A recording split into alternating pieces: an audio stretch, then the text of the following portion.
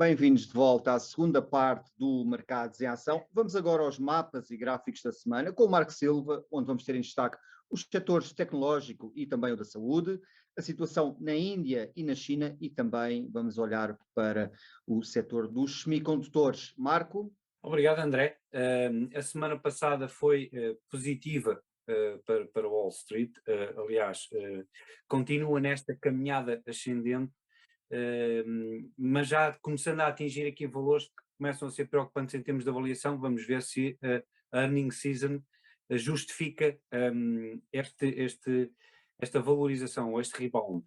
Podemos ver que, em termos de setores, as tecnológicas dominaram. A banca também não esteve mal, mas, por exemplo, temos a Apple, a Amazon, Microsoft, não obstante a primeira reação inicial negativa, e a Nvidia com valorizações muitíssimo interessantes, ao passo que, por exemplo, a Intel, do outro lado, esteve negativa. A Intel que não está a conseguir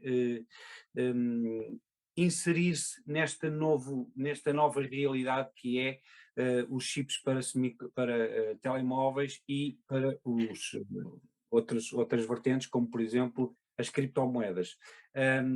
De negativo, o setor da saúde, aqui toda vermelha, Johnson Johnson, Eli Lilly, Merck, por exemplo, tiveram todas desvalorizações, o que é aqui curioso de constatar. Portanto, houve aqui uma retração dos investidores a este setor. Em relação ao mercado em geral, global, só para destacar aqui a Índia com um comportamento mais negativo do que do que as restantes praças. Em relação aos mercados e aos setores, podemos ver que a China valorizou mais do que os mercados desenvolvidos e emergentes, mas não tanto quanto Wall Street.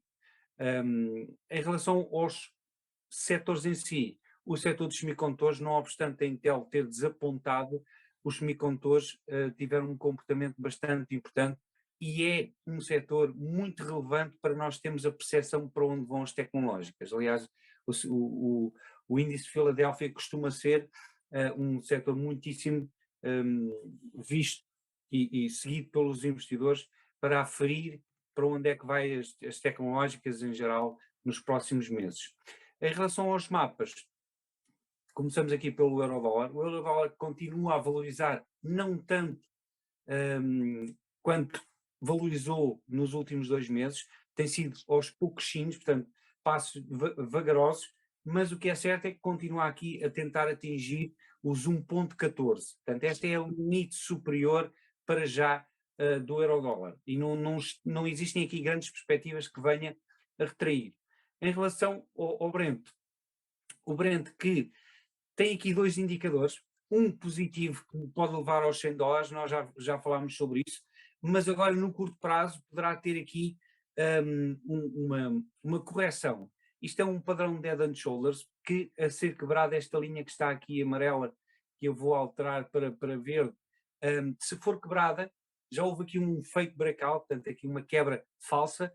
Se for quebrada, então podemos ter aqui um teste dos $82 mais ou menos do Brent, para aferir se realmente o sinal positivo é para seguir ou então o Brent irá retestar os mínimos que estão nos $76.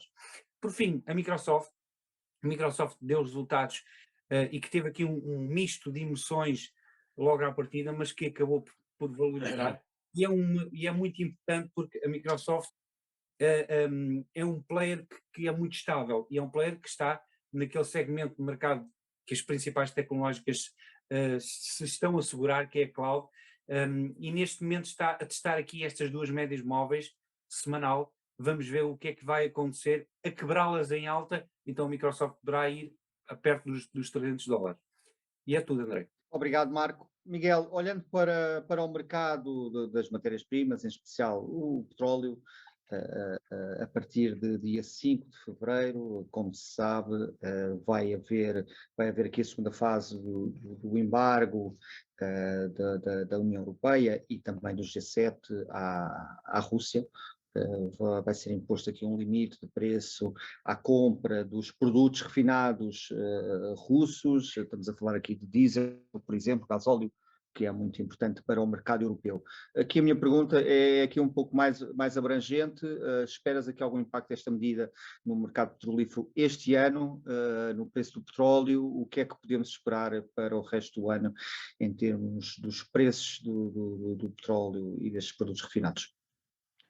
Bom, aquilo que é expectável, cada vez que há um constrangimento com o mercado, seja qual for a matéria-prima, é que o preço suba. Constrangimento no sentido de redução da oferta. O petróleo conheceu logo no início da guerra uma subida bastante acentuada, chegou aos $120, estou a falar do Brent, aquele que serve de referência à Europa. Depois corrigiu com o normalizar da situação e veio até aos $75. Entretanto, voltou novamente a subir e nós vimos o mês de janeiro tem sido um mês de recuperação. Em janeiro, sensivelmente, o petróleo subiu $10. Está mais ou menos no mesmo sítio onde estava no final de dezembro, portanto houve uma queda e depois novamente uma recuperação. Há aqui dois fatores que influenciam bastante a evolução do preço do petróleo. Por um lado, é, como falaste, a questão do embargo ao petróleo russo e aos produtos refinados russos, que já está a ter impacto e nós temos visto isso no preço dos combustíveis em Portugal.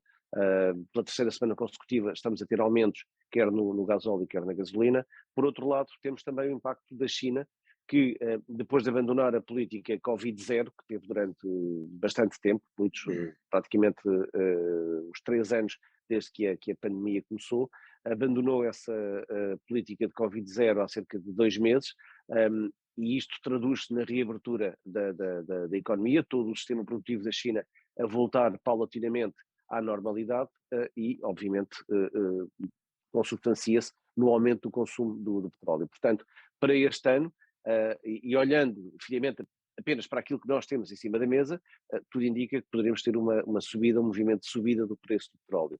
Fatores que poderão inverter esta tendência será, obviamente, o curso da guerra e em qualquer altura podemos ter uma alteração das regras do jogo e podemos ter uma situação entre a Ucrânia e a Rússia a mudar de configuração para pior ou para melhor, o que poderá, obviamente, condicionar o preço do petróleo. Mas com aquilo que temos em cima da mesa, e como dizem os economistas, ceteris paribus, a tendência do preço do petróleo em 2023 deverá ser ascendente. Miguel, mas e como é que vês as declarações do responsável da Agência Internacional de Energia que refere um superávit de produção na ordem do 1 bilhão de barris de petróleo para os próximos tempos? Achas que isso poderá ser compensado pela procura que virá da China e eventualmente por um abrandamento menos forte da economia, nomeadamente norte-americana e europeia? Isso está em cima da mesa. A questão do crescimento económico, ou chamado soft landing, a recessão mais suave ou menos suave, ou sequer se haverá recessão, obviamente que é outro dos fatores que vai influenciar o preço do petróleo. Relativamente àquilo que é o superávit da oferta de barris, nós conhecemos que a OPEC, ou OPEC+, consegue gerir a produção em função daquilo que é a procura. Portanto, não creio que esse seja um fator que possa influenciar o preço do petróleo, tanto que não está a influenciar, desde já são conhecidas as declarações e o impacto não foi visível. Achas que um intervalo de preços entre os 70 e 90 dólares será esse o intervalo para este ano? Isso é uma futurologia que É complicado. não tenho. É complicado. Poderia dizer que sim, que é razoável, mas eu não tenho modelos que possam, seria apenas Eu digo isto porque palpite e eu não gostaria de ir por aí. Mas claramente que se continuarmos a ter um clima de guerra como aquele que temos, a tendência do preço do petróleo é mais nos 90 do que nos 70. eu digo isto porque entre os analistas, entre a comunidade, geralmente é um valor que está a ser considerado como aceitável. Portanto, 70, 80, 90, eventualmente, é aquele menos que 100 já é minimamente aceitável para as pessoas, para os governos, para o mercado em si, e mais de 70, 80, por exemplo, já é aceitável também para os produtores. Portanto, há aqui um equilíbrio agora, não achas? Sim, até porque nós temos fontes de energia alternativas que com a subida, nós vimos isso lá atrás, o ano passado, com o escalar do preço do petróleo para níveis acima de $100 ou sustentadamente acima de $100, começa a haver uma substituição por fontes de energia alternativas, o que provoca, de certa forma, em termos concorrenciais, uma redução do preço do petróleo. Portanto, há aqui um mecanismo quase que de compensação de mercado desta realidade. No entanto, e é assumido obviamente, e também é positivo para economias que produzem petróleo, que o petróleo se mantenha acima dos $50. Se a recessão que está em cima da mesa for realmente suave ou nem sequer houver recessão em algumas economias, parece-me que há condições para que o petróleo se mantenha estável acima dos 70. Os 70-90, obviamente, que é uma margem bastante confortável e não incomoda ninguém, mas como eu disse, é pura futurologia, porque às vezes acontecem eventos extremos que podem trazer o petróleo muito abaixo destes níveis ou levá-lo para cima dos $100. Obrigado, Miguel. Vamos agora para outro breve intervalo e regressamos já.